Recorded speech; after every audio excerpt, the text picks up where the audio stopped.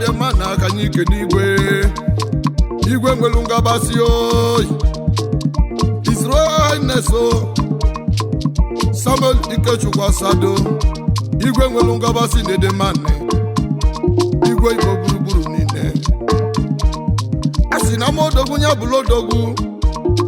ama nwoke nya bụrụ nwoke maka na nwaanyị wive mgbawa chai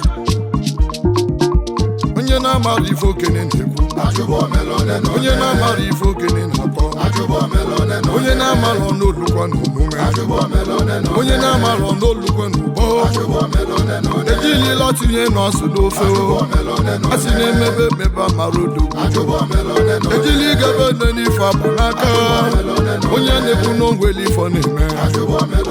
kedu ibe ya eme abana wee sọ ya nne ọkwa na umigbo ka mụ na n'eze ndị Igbo n'ụlọ n'ụgbọ umigbo banyị n'ụlọ n'omume